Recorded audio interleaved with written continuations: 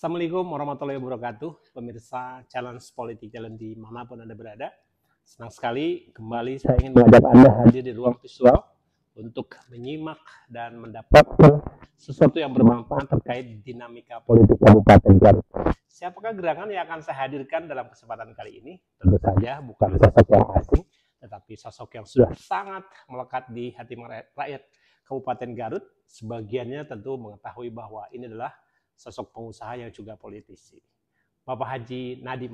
Assalamualaikum. Waalaikumsalam Pak Janur. Samurasul Haji. Rampes Pak Janur. Luar biasa. Pak Haji Nadiem, pengusaha Sukareban, Pemimpin asli Garut, politisi beberapa menjadi anggota DPD Kabupaten Garut. Kembali saya hadirkan di ruang visual Anda. Apa kemudian yang ingin saya tanyakan? Menarik nih Pak Haji. Ya. Selepas hingar-bingar kemarin Pak Haji ingin ikut kontestasi, tetapi Allah belum menghendaki, artinya belum tersampaikan. Apa aktivitas? Alhamdulillah hari ini saya jauh lebih fresh karena yang biasanya tidur sehari itu 2-3 jam.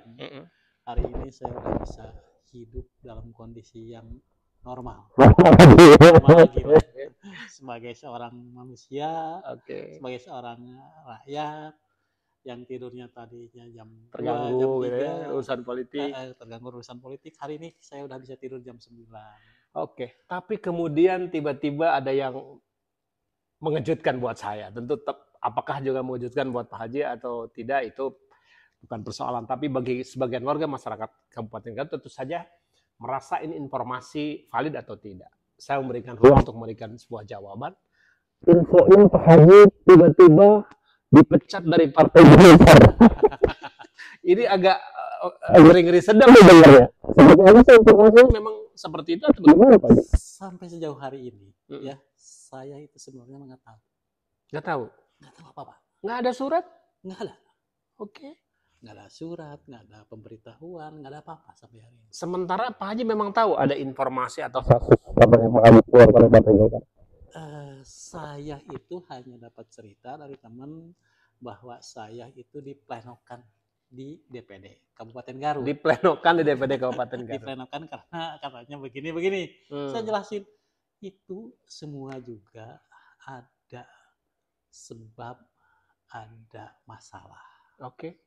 Kenapa seseorang tidak mungkin ada asap kalau nggak ada api? Kalau ada api. Artinya tadi kita ini yang namanya orang dan berkecimpung dalam urusan partai politik dan organisasi, kita ini tahu norma, tahu etika, dan tahu moral. Kalau saya tiba-tiba ujuk-ujuk, itu berartinya saya yang orang nggak waras mungkin. Artinya Pak Haji merasa tidak ada sesuatu yang mengganjal sejauh ini? Enggak, buat saya biasa aja. Anggaplah dalam pertarungan tadi saya gagal maju pilkada, buat saya sih nggak ada masalah. Itu hal yang biasa kan dalam kompetisi. Dalam konteks begini mah. Ya kita makanya saya begitu ada teman-teman media dan semua mengkonfirmasi konfirmasi sehari itu berapa ratus orang, saya ketawa dan saya anggap itu biasa saja buat saya. Saya anggap santai aja. Santai. Dan itu juga tersenyum ya? Tersenyum, saya emang nggak pernah marah. Oke. Saya kalau boleh saya tadi menganalisa statement Pak Haji bahwa tidak akan ada asap kalau tidak ada api. Ya. Nah, ini persoalannya, informasi yang kami dapat di teman-teman media bahwa pemecatan Pak Haji Nadiem karena katanya melanggar hal di partai. Buktinya karena Pak Haji mendukung pasangan yang dalam pilkada ini yang tidak diusung oleh Partai Golkar. Oke. Gimana itu Pak Haji? Begini, ya tadi tidak ada asap, tidak ada api. Tidak ada api. Ini kan ada apinya dulu. Oke. Apinya itu apa? Kita sebagai kader telah berjuang mati-matian membesarkan partai dengan tenaga, pikiran, segala macam hal, baik materi. Tanpa gugur, tanpa angin, tiba-tiba datang orang yang tidak pernah melakukan untuk kepentingan Golkar, untuk kebesaran Golkar, kebesaran partai. Kok diapresiasi? Sedangkan kadernya udah berpuluh-puluh tahun. Sudah bekerja capek. dicampakkan begitu saja. Oke.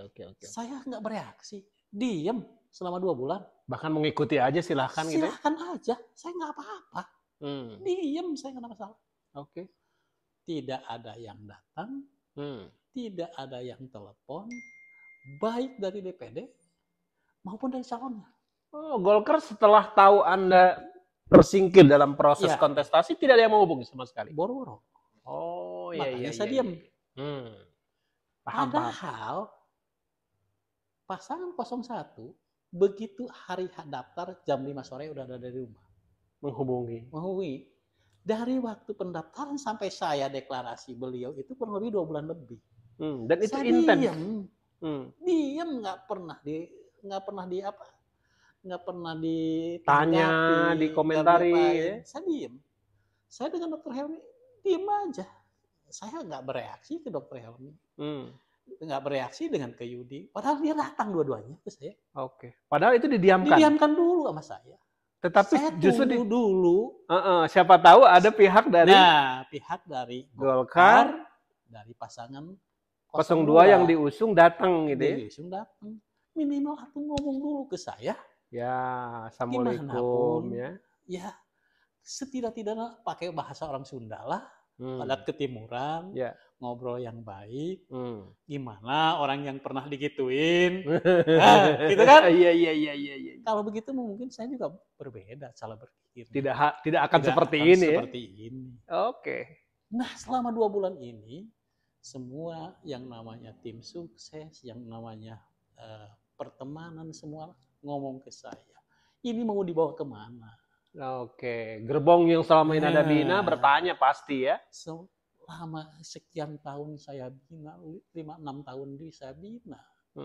Mau diapain ini Pak Haji? Mau didorong kemana? Mau dibawa kemana? Kita harus jelas.